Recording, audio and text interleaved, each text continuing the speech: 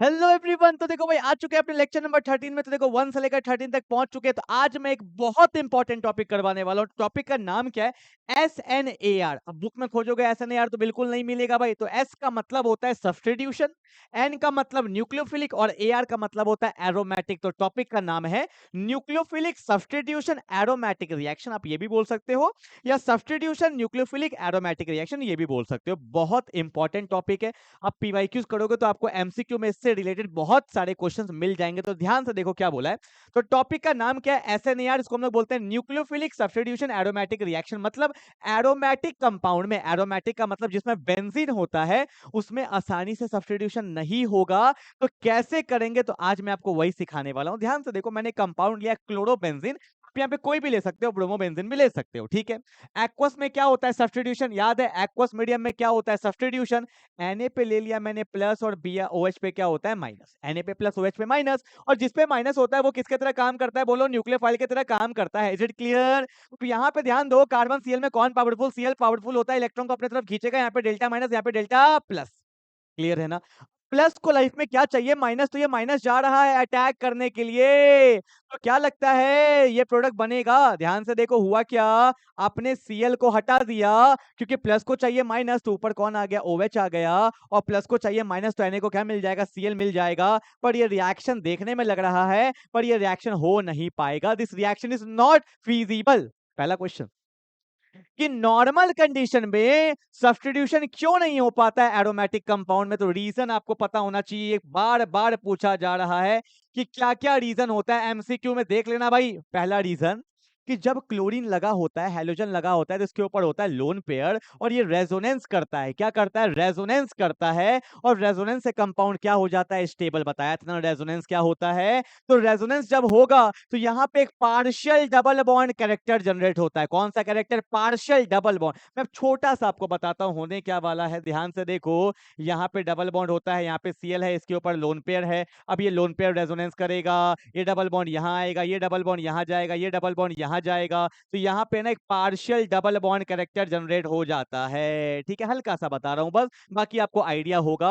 और रेजोनेंस करने से कंपाउंड स्टेबल हो जाएगा, बॉन्ड नहीं टूटेगा। तो पहला रीजन याद रखिएगा कि यहाँ पे क्या हो रहा है? रेजोनेंस हो रहा है। और रेजोनेंस होने से क्या होता है कि partial partial double bond character, कौन सा character? Partial double bond character आ जाता है, जिसके वजह से बॉन्ड स्ट्रांग हो जाएगा और ये बॉन्ड नहीं टूटता है। क्लियर है ना? कौन सा character? Partial double bond character. ठीक है भाई, इतना बात तो क्लियर है। रेजोनेंस होगा। क्या एक ही रीजन है? नहीं, और भी रीजन है। दूसरा रीजन देखो, मान लो आपने पूरा जोर लगा दिया, ये बॉन्ड तोड़ दिया, तो कार्बन पे डेल्टा प्लस है ना, और आपको पता है जब बॉन्ड टूट जाता है तो एक्चुअल प्लस आ जाता है। मतलब यहाँ पे कुछ ऐसा दिखेगा, बेंजीन पे क्या आ जाएगा? Plus charge. और याद रखिएगा, बेंजीन पे जो प्लस चार्ज होता है, कार्बन पे, ये है ना कार्बन, कार्बन पे जब प्लस चार्ज होता है तो इसको बोलते हैं कार्बोकैटायन। और बेंजीन पे जब कार्बोकैटायन बनता है तो यह हाईली अनस्टेबल होता है, तो बन ही नहीं पाता है। तो पहला, रेजोनेंस नहीं टूटेगा। दूसरा, तोड़ भी दोगे तो अनस्टेबल कार्बोकैटायन फिजिबल नहीं होगा, फॉर्मेशन नहीं होगा। तीसरा, अगर तुम बैक साइड से अटैक करोगे, SN2 करना चाहोगे, तो बल्कि ग्रुप है बेंजीन का, तो बैक साइड से अटैक भी नहीं होगा। मतलब नॉर्मल कंडीशन पे सब्स्टिट्यूशन नहीं होता है एरोमेटिक कंपाउंड में। That is the first condition. Clear है ना भाई? अब पर करना तो है रिएक्शन, तो कैसे करेंगे रिएक्शन? तो ध्यान से सुनो, रिएक्शन करने का तरीका पहले बताऊंगा, उसके बाद मैकेनिज्म बताऊंगा। तो मैं क्या करता हूं, ये पोजीशन होता है ऑर्थो और ये पोजीशन होता है पैरा। पता है ना? या तो ऑर्थो पोजीशन पे या तो पैरा पोजीशन पे या तो दोनों जगह पे हम लोग लगा देते हैं NO2 लगा देते हैं। NO2 क्यों लगाते हैं सब बता रहा हूं, सुनना। NO2 जो होता है ये एक इलेक्ट्रॉन विड्रॉइंग ग्रुप होता है। कैसा ग्रुप होता है? इलेक्ट्रॉन विड्रॉइंग, मतलब इलेक्ट्रॉन खींच रहा है, बेंजीन को बर्बाद कर रहा है, बेंजीन को डीएक्टिवेट कर रहा है। और आपको पता है जब ये इलेक्ट्रॉन खींचेगा, वैसे तो मैं पूरा बात मैकेनिज्म में बताऊंगा, जब ये इलेक्ट्रॉन को खींचेगा तो बेंजीन पे ना कौन सा चार्ज बढ़ने लगेगा? प्लस चार्ज बढ़ने लगेगा, मतलब इलेक्ट्रोफिलिसिटी बढ़ने लगेगा। अब देखो Na पे क्या है? प्लस है, OH पे क्या है? माइनस। अब जाके OH माइनस क्या करेगा? अटैक करेगा। पहले अटैक करने का मन नहीं था, क्यों? क्योंकि कितना सारा रीजन था, अटैक नहीं कर रहा था। पर जैसे बेंजीन पे गरीबी आया तो वो मदद करने के लिए जाएगा और और सब्स्टिट्यूशन हमारा होगा। तो अब यहाँ पे कोई भी दिक्कत नहीं है, यहाँ पे बेंजीन है, नीचे NO2 तो रहेगा ही रहेगा। अब क्या होगा, Na को मिल जाएगा Cl और OH की लग जाएगा बेंजीन के ऊपर। तो यहाँ पे मेरा डेल्टा माइनस है, यहाँ पे डेल्टा प्लस है, तो प्लस को आ जाएगा माइनस OH और साथ में क्या निकल जाएगा, NaCl निकल जाएगा। ठीक है, तो अगर एरोमेटिक कंपाउंड में आपको सब्स्टिट्यूशन करना है तो इलेक्ट्रॉन विड्रॉइंग ग्रुप लगाना पड़ेगा। आप चाहो तो NO2 लगा सकते हो, आप चाहे तो साइनाइड भी लगा सकते हो, पर आप जितने भी क्वेश्चन देखोगे एनसीईआरटी में सब में क्या लगा हुआ है, NO2 लगा है, तो NO2 से क्वेश्चन बन जाता है। ठीक है, मैं एक और छोटा सा क्वेश्चन यहाँ पे लेता हूँ आपके लिए, जैसे कि मैंने यहाँ पे लिया, वैसे तो ऑर्थो पोजीशन ज्यादा सही रहता है, मैंने यहाँ पे ले लिया Br और यहाँ पे मैंने ले लिया NO2। अब मैंने इसको पास कर दिया किससे, एक्वस, साथ में ले लिया NaOH। तो क्या रिएक्शन होगा, बिल्कुल होगा, क्योंकि इलेक्ट्रॉन विड्रॉइंग ग्रुप लगा है। Na पे क्या होता है प्लस, OH पे क्या होगा माइनस, कार्बन Br में कौन powerful, Br, delta minus delta plus, तो प्लस को चाहिए माइनस, प्लस को चाहिए माइनस, तो हमारा फाइनल आंसर आ जाएगा बेंजीन के ऊपर लग गया OH, नीचे कौन है बोलो, NO2 है, कौन है, NO2 है, और साथ में क्या निकल जाएगा, NaBr निकल जाएगा। मतलब सब्स्टिट्यूशन हो गया किसका, न्यूक्लियोफाइल का। ठीक है भाई, तो नॉर्मल कंडीशन में नहीं होगा, अगर आप NO2 लगा दोगे तब जाके सब्स्टिट्यूशन आपका हो जाएगा। ठीक है ना भाई। अब एक क्वेश्चन इसमें और क्या पूछा जाता है, ध्यान से देखो क्या बोला है, बोला है compare the reactivity of the nucleophilic substitution. मतलब न्यूक्लियोफाइल का अटैक करना कहां पे सबसे सही होगा, कहां पे रिएक्टिविटी सबसे ज्यादा होगा। तो ऑब्वियस सी बात है, जितना ज्यादा NO2 ग्रुप बढ़ाओगे उतना गरीबी बढ़ेगा, तो OH अपना अटैक भी क्या करेगा, उतना फास्ट करेगा। मतलब आप सीधा बोलो कि जितना ज्यादा NO2 बढ़ेगा कंपाउंड में गरीबी बढ़ेगा और रिएक्टिविटी भी क्या हो जाएगा, बढ़ जाएगा। ठीक है भाई। अब देखो यहाँ पे एक NO2 है, यहाँ पे दो NO2 है, यहाँ पर भी एक है और यहाँ पे 3 है।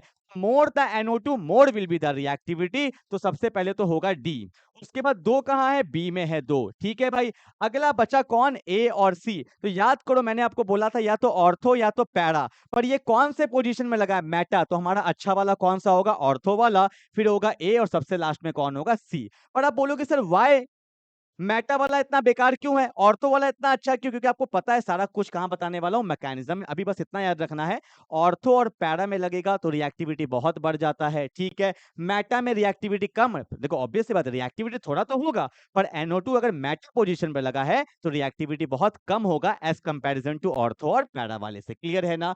अब आते हैं इसका मैकेनिज्म। अभी तक क्या क्या पता चल गया, रीजन पता चल गया, सब्स्टिट्यूशन कैसे होगा पता चल गया, रिएक्टिविटी कब बढ़ जाता है, जितना ज्यादा NO2 ग्रुप लगाओगे उतना ज्यादा क्या होगा, रिएक्टिविटी होगा। अब लास्ट पोर्शन मेरा एक छोटा सा आता है मैकेनिज्म, इसको समझना क्योंकि ये बहुत इंपॉर्टेंट है। मैकेनिज्म से ही जो डाउट है वो क्लियर होता है। ठीक है भाई, देखो क्या बोला है, मैंने यहाँ पे ले लिया बेंजीन। ठीक है भाई, अपना ये रहा बेंजीन, बेंजीन पे लगा हुआ है Cl। ठीक है, अब आपको पता है अगर रिएक्शन करना है तो क्या लगाएंगे, NO2 कहाँ पे, ऑर्थो पे और पैरा पे। आपको मैकेनिज्म से दिख जाएगा कि हम ऑर्थो और पैरा पे क्यों लगाते हैं। ठीक है भाई, अब ध्यान से देखना क्या होने वाला है। इसको मैंने पास किया किससे, एक्वस से पास किया, साथ में NaOH से पास किया। ठीक है, एक्वस NaOH, Na पे प्लस है, OH पे माइनस है, कार्बन Cl पे Cl पावरफुल, डेल्टा माइनस यहाँ पे डेल्टा प्लस, यही होगा। अब OH माइनस क्या करेगा, अटैक करेगा। तो आपको क्या लगता है, सिंपल है कि एक बॉन्ड बना तो एक बॉन्ड टूटा, नहीं। ध्यान से सुनना मैं क्या बोलने वाला हूं, ये मेरा कुछ ऐसा था। ठीक है भाई, यहाँ पे डबल बॉन्ड है, यहाँ पे डबल बॉन्ड है, यहाँ डबल बॉन्ड है, यहाँ पे कौन है, Cl है, और यहाँ पे कौन है, NO2। अब देखो मैं रिएक्शन कर रहा हूँ, जैसे OH आया तो आपको लग रहा है ये वाला बॉन्ड टूट जाएगा, नहीं, ये सिंगल बॉन्ड है और ये कौन है, डबल बॉन्ड है। तो आपको पता होगा कि ये जो डबल बॉन्ड है इसको पाई बॉन्ड बोला जाता है, और जो पाई बॉन्ड होता है वो वीक होता है as comparison to single bond. तो यहाँ पे कौन सा बॉन्ड टूटेगा, सिंगल बॉन्ड नहीं टूट के कौन सा बॉन्ड टूटेगा, पाई बॉन्ड टूटेगा। तो देखो भाई क्या हुआ, अगर मैं थोड़ा सा बैक करता हूं तो यहाँ पे आप देख सकते हो ये पाई बॉन्ड मेरा अब टूटेगा। देखो टूट गया, यहाँ पे Cl तो पहले से लगा हुआ ही है, अब यहाँ पे कौन आ गया, OH आ गया ना, और यहाँ पे कौन सा चार्ज आ जाएगा, माइनस चार्ज। ये बहुत लोग को डाउट रहता है कि सर यहाँ पे माइनस चार्ज कैसे आया, तो मैं आपको दो तरीका से समझाता हूँ। देखो आपको पता है यहाँ पे डेल्टा माइनस है, यहाँ पे क्या डेल्टा प्लस, तो डेल्टा प्लस के बगल में ऑटोमेटिकली क्या होगा, डेल्टा माइनस, तभी तो वो स्टेबल है। तो यहाँ पे जब बॉन्ड टूटा तो कौन सा चार्ज आया, माइनस। एक तो आप ऐसे सोच सकते हो, दूसरा कैसे सोच सकते हो, जब ये डबल बॉन्ड टूटा होगा, जब ये डबल बॉन्ड टूटा होगा तो अपना इलेक्ट्रॉन क्लाउड कहीं तो दिया होगा, तो अपना इलेक्ट्रॉन इलेक्ट्रॉन कहाँ दिया होगा, ये डबल बॉन्ड है ना, ये अगर टूटा होगा तो अपना इलेक्ट्रॉन क्लाउड कहाँ दिया होगा, बगल वाले को ही तो दिया होगा, क्योंकि ये तो 4 बॉन्ड पहले ही बना लिया है, तो इसीलिए यहाँ पे कौन सा चार्ज आ जाता है, मेरा माइनस चार्ज आ जाता है। क्लियर है क्या? या देखो सबसे सही तरीका मेरे को ये लगता है, डेल्टा प्लस के बगल में डेल्टा माइनस है तो बॉन्ड टूटता है तो कौन सा चार्ज आता है, माइनस चार्ज आता है। ठीक है भाई, ऐसे समझ सकते हो। अब देखो तो होगा क्या, माइनस चार्ज कहाँ आया, ऑर्थो पे आया, आया ना ऑर्थो पे, और NO2 ग्रुप जो है वो इलेक्ट्रॉन विड्रॉइंग ग्रुप है, तो माइनस मतलब अमीर, और NO2 मतलब क्या, जो इलेक्ट्रॉन खींच रहा है, इसलिए हम लोग NO2 ग्रुप को कहाँ लगाते हैं, या तो ऑर्थो पे या तो पैरा पे, क्योंकि माइनस चार्ज मेरा कहाँ आएगा, ऑर्थो पे या पैरा पे। एक चीज मैं और बताता हूँ, अगर इसको रेजोनेंस में भेज दोगे, किसमें, अगर ये रेजोनेंस में भेज दोगे तो आपको एक चीज और दिखाई देगा, देखो ध्यान से, रेजोनेंस में जब मैंने इसको भेजा तो रेजोनेंस क्या होता है, डबल बॉन्ड ऊपर जाएगा और माइनस का आएगा नीचे, इसी को तो बोलते हैं रेजोनेंस। मैं चला गया आपके जगह पे, आप आ गए मेरे जगह पे, डबल बॉन्ड गया ऊपर, माइनस आया नीचे, तो ध्यान से देखना भाई, यहाँ पे क्या बना, ये डबल बॉन्ड है, ये डबल बॉन्ड कहाँ चला गया, ऊपर, तो माइनस चार्ज कहाँ आ गया, नीचे, यहाँ पे कौन लगा हुआ है, NO2 लगा हुआ है, यहाँ पे कौन लगा है, Cl, और यहाँ पे क्या लगा है, OH। अब देखो ये बहुत गरीब है, इलेक्ट्रॉन खींच रहा है, और मेरे पास ये जो इलेक्ट्रॉन का पैकेट है ये कहाँ कहाँ पे आ रहा है, ऑर्थो पे और कहाँ आ रहा है, पैरा पे, क्योंकि NO2 को भी तो स्टेबल करना पड़ेगा ना, इसलिए मैंने उसके सामने ही इलेक्ट्रॉन क्लाउड रख दिया। तुम्हें जितना चाहिए तुम उतना ले लो, ठीक है। अगर आप NO2 का स्ट्रक्चर देखोगे तो मैं आपको दिखा देता हूँ, NO2 का स्ट्रक्चर कुछ ऐसा होता है, यहाँ पे डबल बॉन्ड होता है, यहाँ पे क्या होता है, सिंगल बॉन्ड होता है, और यहाँ पे कौन सा चार्ज होता है, प्लस चार्ज होता है, that is the structure of the NO2। ठीक है, तो प्लस के सामने ही मैंने क्या रख दिया, माइनस रख दिया, तो जितना चाहिए वो इलेक्ट्रॉन ले सकता है, जिससे NO2 क्या हो जाता है, स्टेबल हो जाता है। That's why NO2 should be placed at ortho and para position. Clear है? अब देखो वापस से, ये तो मैंने रेजोनेंस वाला पार्ट दिखाया, इसको नीचे ले जाते हैं वापस से, देखो क्या होगा।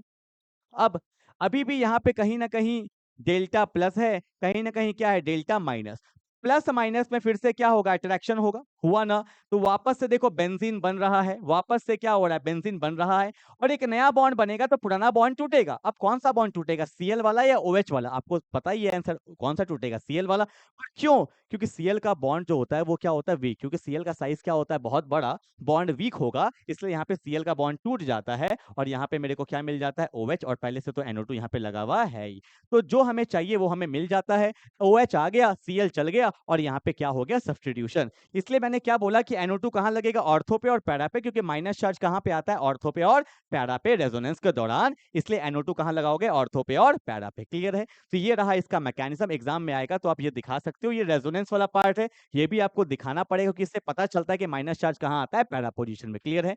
तो मिलते हैं फिर हम लोग लेक्चर नंबर 14 में, जो भी चीज पढ़ाया है अच्छे से रिवाइज कर लेना, तो मिलते हैं लेक्चर 14 में, तब तक के लिए बाय बाय।